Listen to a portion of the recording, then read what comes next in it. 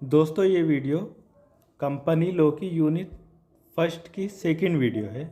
इससे पहले एक पार्ट अपलोड हो चुका है, तो अगर आपने वो नहीं देखा तो उसे ज़रूर देख लीजिए।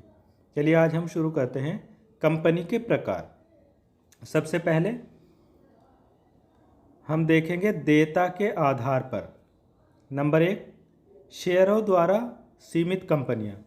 इस प्रकार की कंपनियों की शेयर कैपिटल होती है और कंपनी के प्रत्येक सदस्य को की देयता मेमोरेंडम में उसके द्वारा लिए गए शेयर के अंकित मूल्य की सीमा तक सीमित होती है। शेयर पर बकाया राशि कंपनी के जीवन काल के दौरान या समापन के समय किसी भी समय कॉल की जा सकती है। नंबर 2, गारंटी द्वारा लिमिटेड कंपनी। गारंटी द्वारा सीमित कंपनियों के सदस्य दायित्व ज्ञापन द्वारा सीमित किए जाते हैं। यह देयता ऐसी राशि तक सीमित रहेगी जो सदस्य उस कंपनी की परिसंपत्तियों में योगदान करने के लिए करते हैं जो इसके समापन की प्रक्रिया में है। सदस्यों की देयता उनके द्वारा सहमति ज्ञापन में निर्दिष्ट निश्चित राशि तक सीमित है। नंबर 3, असीमित कंपनी। एक कंपनी जिसके शेयर होल्डर्स के दायित्व पर कोई सीमा नहीं है, वह एक असीमित कंपनी है। इस प्रकार देयता शेयरधारक की व्यक्तिगत संपत्ति तक विस्तारित हो सकती है। यदि कंपनी अपने दावों को पूरा करने में सक्षम नहीं है, सदस्यों की यह देनदारी एक साझेदारी की तरह है जहां उन्हें कंपनी में निवेश की गई राशि के अनुपात के अनुसार योगदान करना होता है। अब हम कंपनी के प्रकार सदस्यों की संख्या के आधार पर देखते हैं। सदस्यों की संख्या के आधार पर कंपनियों के 3 रूप हैं, जिसमें नंबर 1, एक व्यक्ति कंपनी। कंपनी अधिनियम 2013 की धारा 2 के उपधारा 62 में एक व्यक्ति कंपनी को एक कंपनी के रूप में परिभाषित किया गया है, जिसे एक व्यक्ति के साथ एक सदस्य के रूप में शामिल किया जाना है। एक व्यक्ति कंपनी एक भारतीय निजी लिमिटेड कंपनी है जिसमें केवल एक संस्थापक प्रोमोटर है। संस्थापक एक प्राकृतिक व्यक्ति होना चाहिए जो एक देश निवासी है। एक व्यक्ति के लिए भुगतान की गई पूंजी 50 लाख रुपए और औसत कारोबार 3 तत्काल पूर्ववर्ती वित्तीय वर्षों में 2 करोड़ रुपए की सीमा भी है। एक व्यक्ति कंपनी की कुछ विशेषताएं हैं, वो भी देख लेते हैं। पहला पॉइंट है, कंपनी अधिनियम की धारा 3 उपधारा 1 बा कहती है कि कोई भी व्यक्ति किसी भी वैध उद्देश्य के लिए कंपनी बना सकता है। यह आगे ओपीसी को निजी कंपनी के रूप में वर्णित करता है। दूसरा पॉइंट है, ओपीसी में अन्य निजी कंपनी के विपरीत केवल एक सदस्य या शेयरधारक हो सकते हैं। तीसरा पॉइंट है, ओपीसी की एक अनूठी विशेषता जो इसे अन्य प्रकार की कंपनियों से अलग करती है वह यह है कि कंपनी के एकमात्र सदस्य को कंपनी का पंजीकरण करते समय एक नामित व्यक्ति का उल्लेख करना होगा। पॉइंट 3, अगला पॉइंट, चूंकि ओपीसी में केवल एक ही सदस्य होता है इसलिए उसकी मृत्यु के परिणाम स्वरूप उसका एकमात्र सदस्य बनने के लिए नामांकित व्यक्ति को चुनना या अस्वीकार करना होगा। अन्य कंपनियों में ऐसा नहीं होता है क्योंकि वे स्थायी उत्तराधिकार की अवधारणा का पालन करते हैं। अगला पॉइंट है, ओपीसी के निदेशक के रूप में न्यूनतम एक व्यक्ति सदस्य होना आवश्यक है। उनके पास अधिकतम 15 निदेशक हो सकते हैं।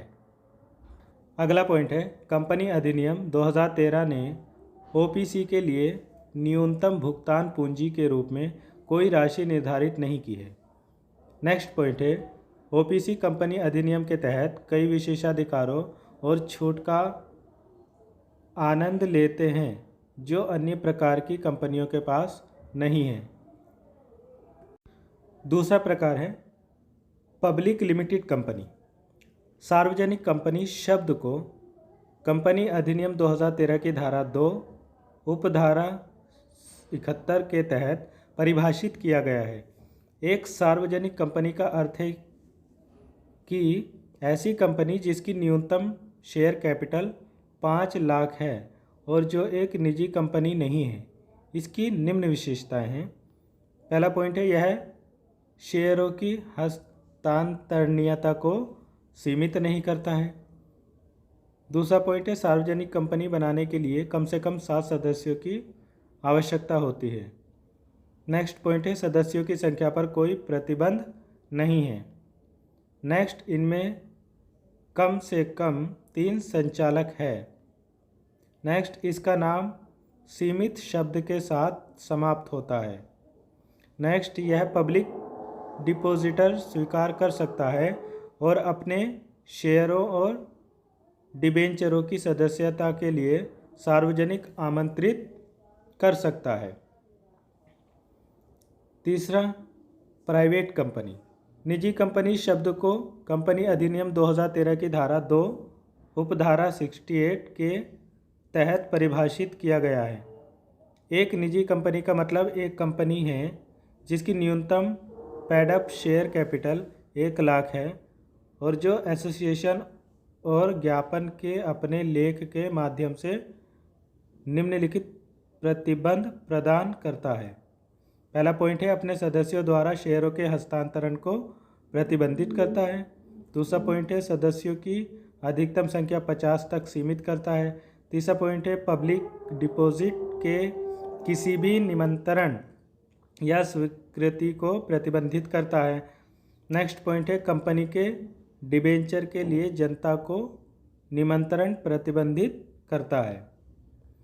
अब हम नियंत्रण के आधार पर देखते हैं प्रकार। नियंत्रण के आधार पर कंपनियां 3 श्रेणियों में विभक्त है। नंबर 1, नियंत्रक कंपनी। कंपनी अधिनियम की धारा 2 उपधारा 46 में कहा गया है कि जब एक कंपनी का दूसरी कंपनी के बोर्ड की संरचना पर नियंत्रण होता है और उस कंपनी के अधिकांश शेयर होते हैं तो उस कंपनी को होल्डिंग कंपनी कहा जाता है। नंबर 2, सहायक कंपनियां। एक कंपनी जिसका नियंत्रण और संरचना दूसरी कंपनी द्वारा नियंत्रित की जाती है, जिसे उसकी होल्डिंग कंपनी कहा जाता है, उसको सहायक कंपनी कहा जाता है। इसके संचालक मंडल संरचना को इसकी होल्डिंग कंपनी द्वारा नियंत्रित किया जाता है और इसके आधे से अधिक शेयर उस कंपनी के कब्जे में होते हैं। कंपनी अधिनियम की धारा 2 उपधारा 87 एक सहायक कंपनी को परिभाषित करती है। Number 3, associate company.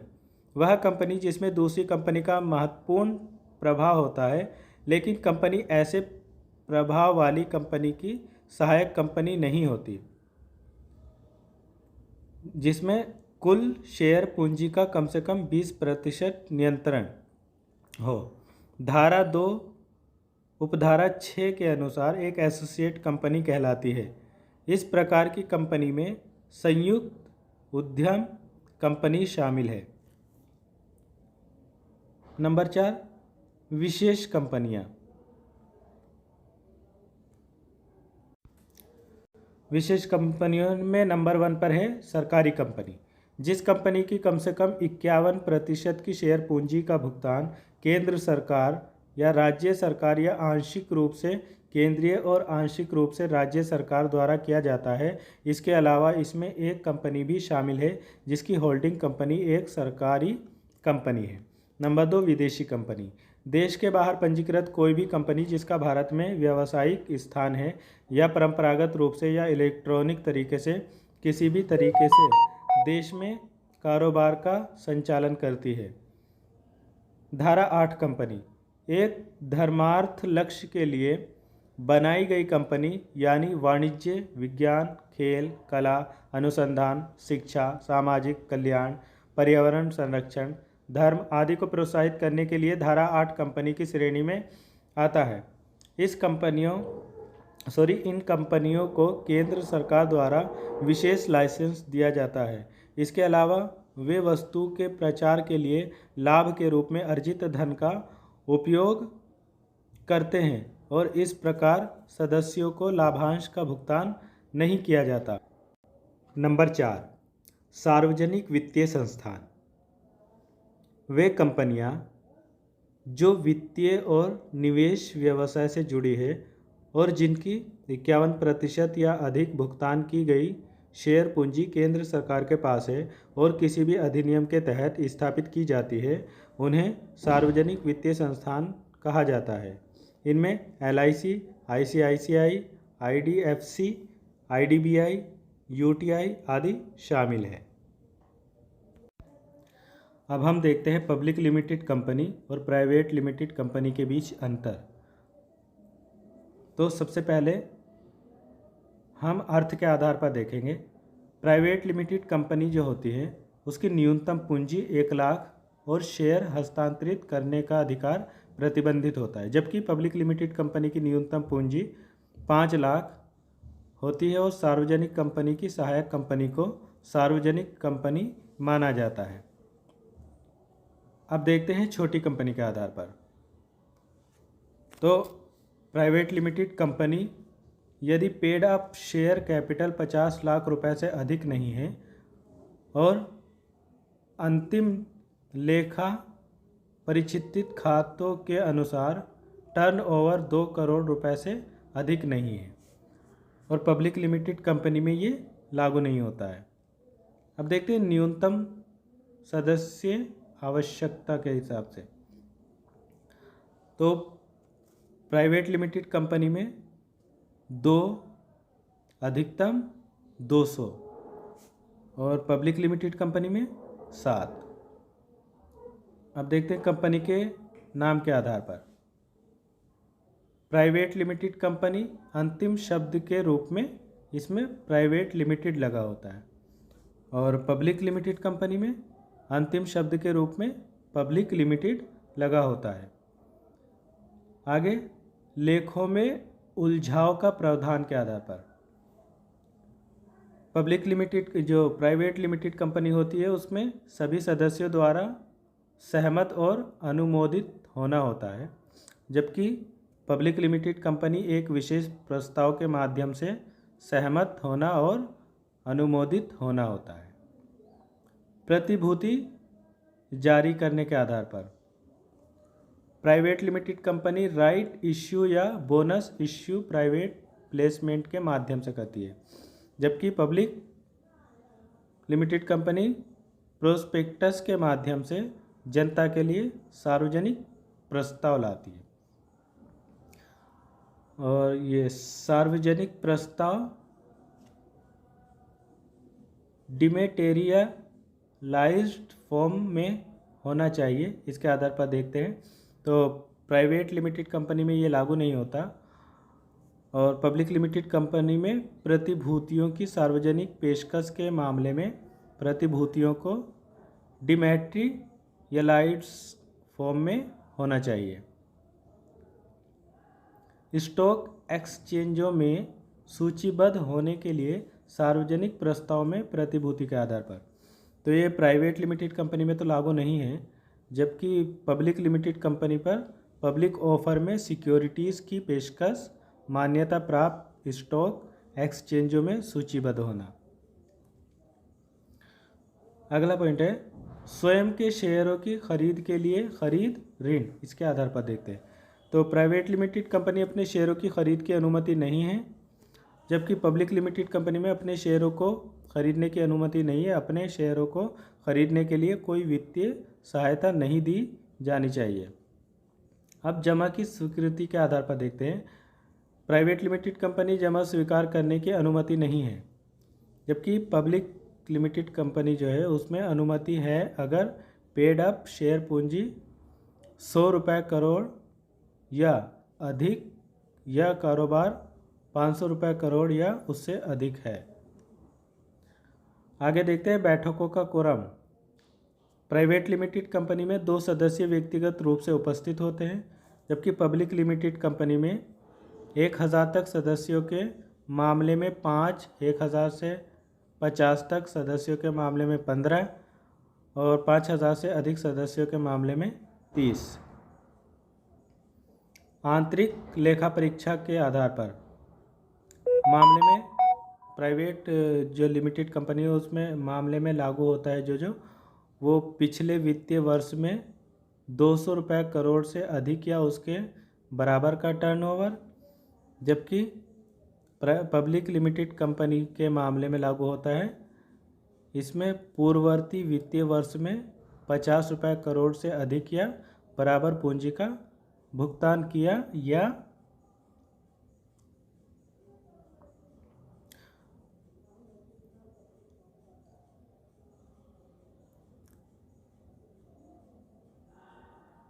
इसमें दूसरा पॉइंट है इसी में तो इसमें दूसरा पॉइंट प्राइवेट लिमिटेड कंपनी का है।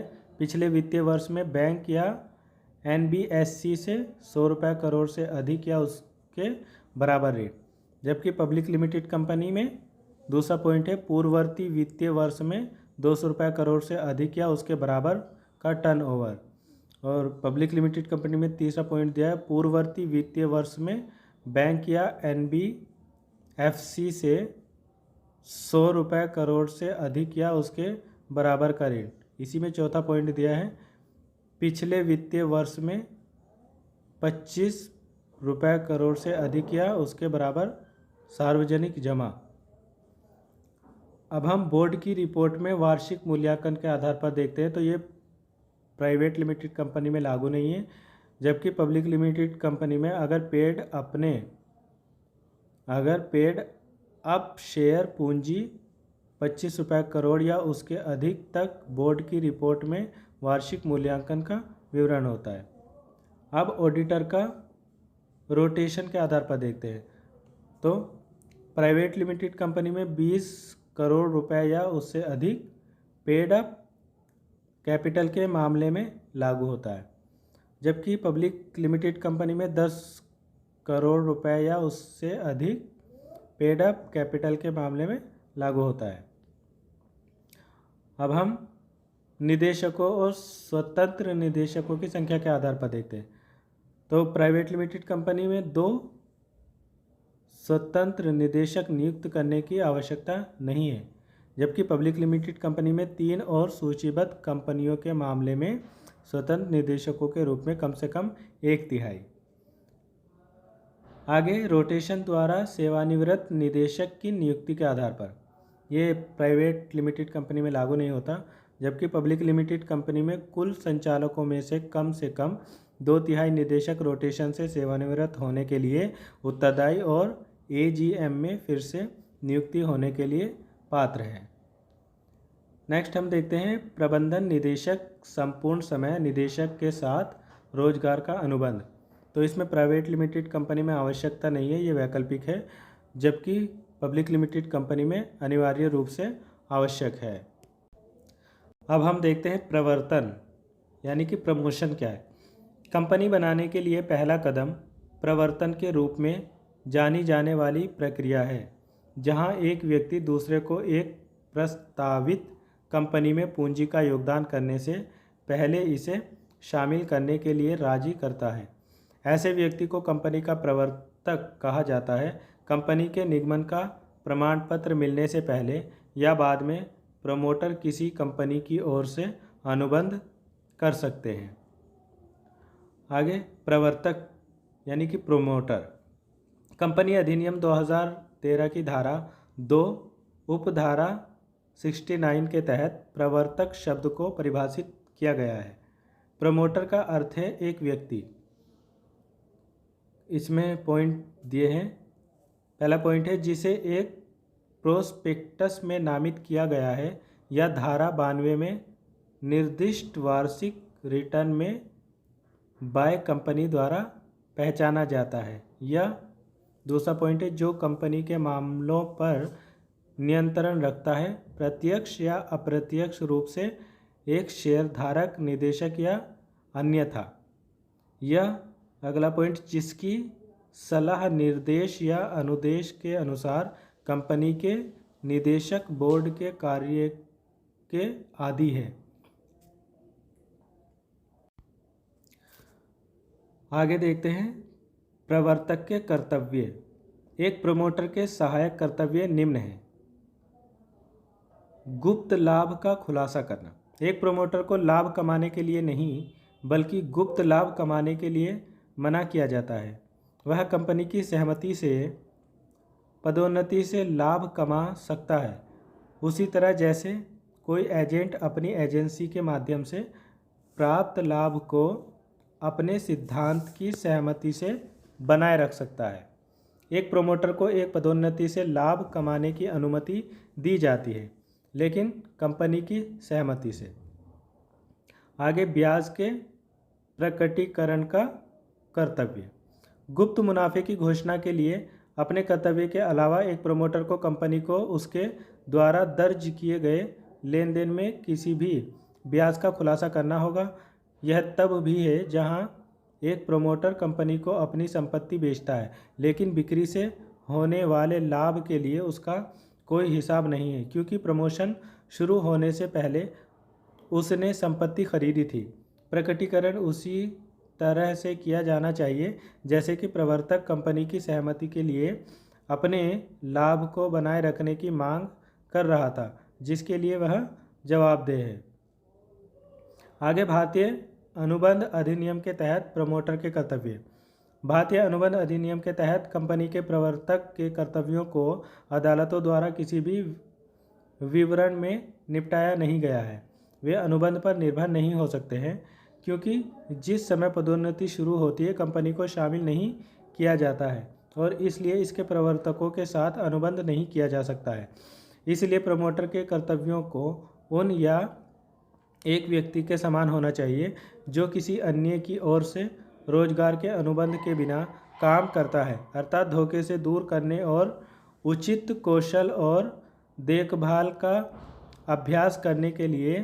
एक प्रकार जहां एक प्रमोटर कंपनी को लापरवाही से संपत्ति खरीदने की इजाज़त देता है जिसमें उसकी खुद की संपत्ति भी शामिल है, तो वह अपने नुकसान के लिए कंपनी के प्रति उत्तरदायी होता है। इसी तरह एक प्रमोटर जो प्रोस्पेक्टस में गलत बयानी करने के लिए जिम्मेदार है, उसे भारतीय अनुबंध अधिनियम की धारा 17 के तहत धोखाधड़ी का दोषी ठहराया जा सकता है और परिणाम स्वरूप अधिनियम की धारा 19 के तहत नुकसान के लिए उत्तरदायी है। आगे प्रमोटर के कर्तव्य की समाप्ति। एक प्रवर्तक का कर्तव्य कंपनी के निगमन पर या एक निदेशक मंडल द्वारा नियुक्त किए जाने पर भी समाप्त नहीं होता है। वे तब तक जारी रखते हैं जब तक कि कंपनी ने उस संपत्ति या व्यवसाय का अधिग्रहण नहीं कर लिया जिसे इसका प्रबंधन करने के लिए बनाया गया था और अपनी प्रारंभिक पूंजी को बढ़ाया है, और निदेशक मंडल ने कंपनी के मामलों का प्रबंधन प्रमोटरों से लिया है। जब ये काम हो चुका होते हैं तो प्रमोटर की विवेकाधीन और संविदात्मक दायित्व समाप्त हो जाती है। आगे हम देखते हैं प्रमोटर्स के उत्तरदायित्व। एक प्रवर्तक को कंपनी अधिनियम के विभिन्न प्रावधानों के तहत उत्तरदायित्व के अधीन किया जाता है। नंबर 1, किसी व्यक्ति को प्रोस्पेक्टस में किसी भी असत्य कथन के लिए एक प्रमोटर को उत्तरदायी ठहराया जाता है जो ऐसे प्रोस्पेक्टस के विश्वास में शेयरों या डिबेंचर के लिए सदस्यता लेता है। हालांकि ऐसे मामले में प्रमोटर का दायित्व शेयरों के मूल आवंटन तक सीमित होता है और बाद में आने वाले मतदाताओं तक सीमित नहीं होगा। नंबर 2, प्रमोटर कंपनी के किसी अन्य निदेशक या अधिकारी की तरह परीक्षण के लिए उत्तरदायी हो सकता है यदि अदालत किसी लिक्विडेटर की रिपोर्ट पर निर्देश देती है कि कंपनी के प्रचार या गठन में धोखाधड़ी का आरोप है। नंबर 3, कंपनी धोखाधड़ी या ड्यूटी के उल्लंघन के लिए कार्रवाई पर एक प्रमोटर के खिलाफ आगे बढ़ सकती है, जहां प्रमोटर ने कंपनी की किसी भी संपत्ति को गलत तरीके से रखा या बरकरार रखा है या कंपनी के संबंध में गलतफहमी या विश्वास के उल्लंघन का दोषी है। आगे हम देखते हैं समामेलन। समामेलन निगमन की प्रक्रिया। कंपनी अधिनियम की धारा 3 में कंपनी के समामेलन निगमन के बारे में प्रावधान है। एक सार्वजनिक कंपनी का समामेलन निगमन 7 या अधिक लोगों द्वारा किया जा सकता है, जबकि एक निजी कंपनी को 2 या अधिक लोगों द्वारा तैयार किया जा सकता है और 1 पर्सन कंपनी में केवल एक व्यक्ति को शामिल किया जा सकता है। कंपनी को ज्ञापन के लिए उनके नाम की सदस्यता और कानून के तहत निर्धारित पंजीकरण के लिए प्रक्रिया का अनुपालन करके कानून के प्रावधानों के अनुसार तैयार किया जा सकता है। 1 पर्सन कंपनी को शामिल करने के लिए एक अपवाद है कि इसका ज्ञापन किसी अन्य व्यक्ति के नाम को उसकी पूर्व सहमति के साथ इंगित करना चाहिए। सहमति लिखित में होनी चाहिए, जो निगमन के समय उसके ज्ञापन के साथ रजिस्ट्रार के पास दायर की जानी है। कानून की प्रक्रिया के अनुसार किया जाना चाहिए। नामित व्यक्ति सब्सक्राइबर की मृत्यु या अनुबंध में अक्षमता के मामले में कंपनी का सदस्य बन जाएगा। नामित व्यक्ति अपनी सहमति वापस ले सकता है या किसी भी समय कानून द्वारा निर्धारित इस तरह से नोटिस देकर दूसरे व्यक्ति का नाम बदल सकता है। यह सदस्य का कर्तव्य बन जाता है कि ज्ञापन में या किसी अन्य निर्धारित तरीके से और कंपनी रजिस्ट्रार को कंपनी में किए गए परिवर्तन को इंगित करे। नाम के इस तरह के परिवर्तन को ज्ञापन में संशोधन के रूप में नहीं माना जाएगा, क्योंकि यह परिवर्तन कंपनी के किसी भी नियम और शर्तों को प्रभावित नहीं कर रहा है। आगे देखते हैं कंपनी अधिनियम 2013 के तहत पंजीकरण प्रक्रिया। कंपनी अधिनियम 2013 की धारा 7 के अनुसार कंपनी का निगमन रजिस्ट्रार के पास दायर किया जाएगा, जिसके अधिकार क्षेत्र में कंपनी के पंजीकृत कार्यालय को स्थित किया जाएगा।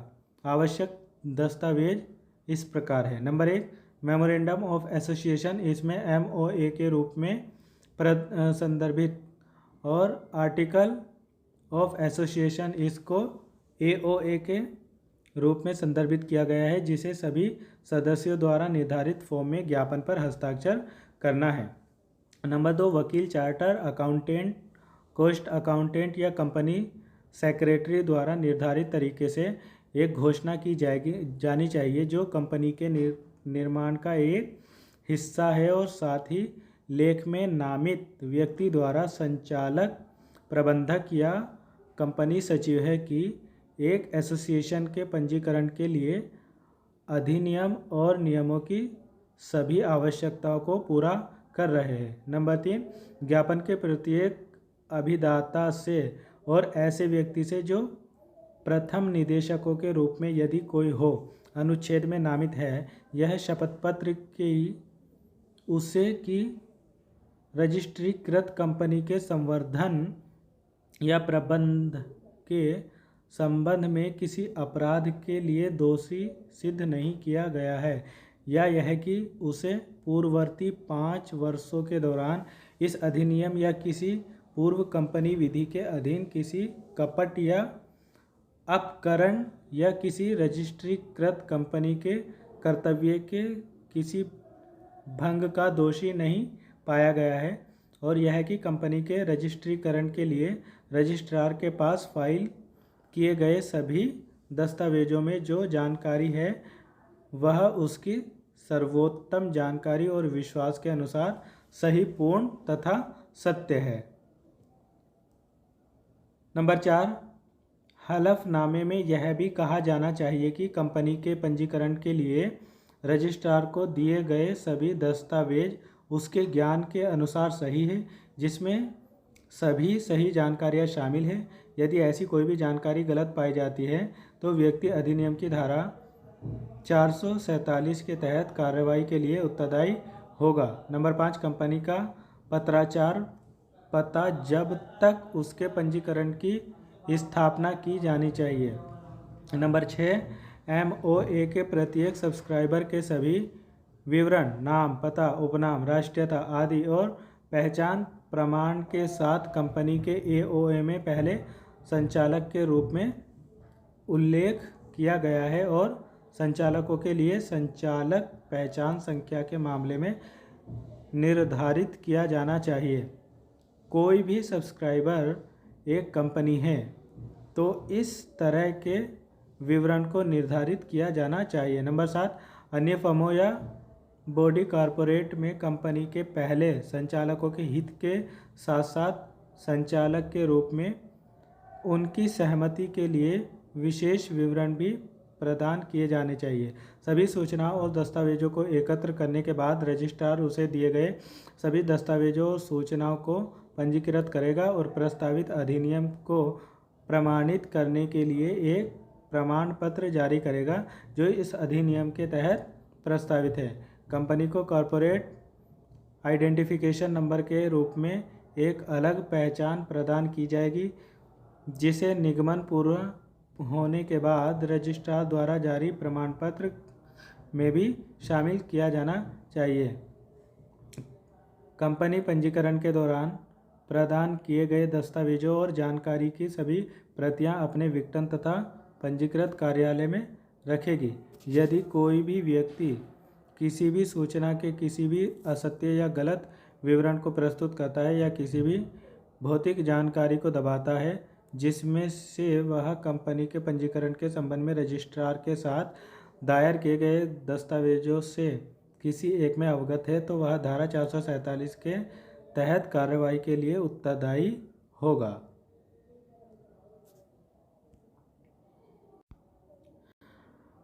आगे देखते हैं व्यवसाय का प्रारंभ। धारा 10A कंपनी अधिनियम 2013 के तहत कंपनी के निगमन की तिथि व्यवसाय के प्रारंभ यानी कि COB की तिथि नहीं हो सकती।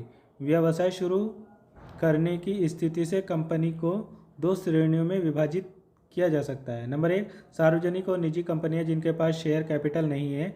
एक सार्वजनिक कंपनी या एक निजी लिमिटेड कंपनी जिसके पास शेयर कैपिटल नहीं है उनको किसी भी अन्य औपचारिकताओं का पालन करने की आवश्यकता नहीं है और संबंधित रजिस्ट्रार ऑफ कंपनीज से निगमन का प्रमाण पत्र प्राप्त करने के तुरंत बाद अपनी व्यावसायिक गतिविधियां शुरू कर सकती है। नंबर 2, सार्वजनिक और निजी कंपनियां जिनके पास शेयर कैपिटल है। कंपनी अधिनियम 2013 की धारा 11 के अनुसार शेयर कैपिटल रखने वाले सभी नए निगमित सार्वजनिक और निजी कंपनियों को उधार लेने के अधिकार के व्यापार या व्यायाम शुरू करने से पहले संबंधित रजिस्ट्रार ऑफ कंपनी से व्यवसाय शुरू करने का प्रमाण पत्र प्राप्त करना आवश्यक है। बोर्ड के प्रस्ताव और निदेशक की घोषणा को व्यवसाय का प्रमाण पत्र प्राप्त करने के लिए फॉर्म तैयार करना चाहिए और फाइल करना चाहिए। आगे देखते हैं व्यवसाय के जारी करने का प्रमाण पत्र दाखिल न करने का परिणाम। नंबर 1, दंड का प्रावधान। धारा 11 उपधारा 2 के अनुसार यदि कोई डिफ़ॉल्ट जो इस खंड की आवश्यकताओं का अनुपालन कर रहा है तो कंपनी दंड के लिए उत्तरदायी है जो 5,000 रुपये तक है और हर अधिकारी जो डिफ़ॉल्ट रूप में है जुर्माने के साथ दंडनीय है जो प्रत्येक दिन के लिए 1,000 रुपये तक बढ़ जाता है जिसके दौरान डिफ़ॉल्ट जारी है। नंबर 2, कंपनियों के रजिस्टर से नाम हटाना। धारा 11(3) के अनुसार जहां कंपनी के निगमन की तारीख के 180 दिनों की अवधि के भीतर रजिस्ट्रार के साथ कोई घोषणा नहीं की गई है और रजिस्ट्रार के पास यह मानने का उचित उपकरण है कि कंपनी किसी भी व्यवसाय संचालन को नहीं कर रही है, वह धारा 11(2) के प्रावधानों के पक्षपात के बिना अध्ययन के तहत कंपनियों के रजिस्टर से कंपनी का नाम हटाने की कार्यवाही शुरू कर सकता है।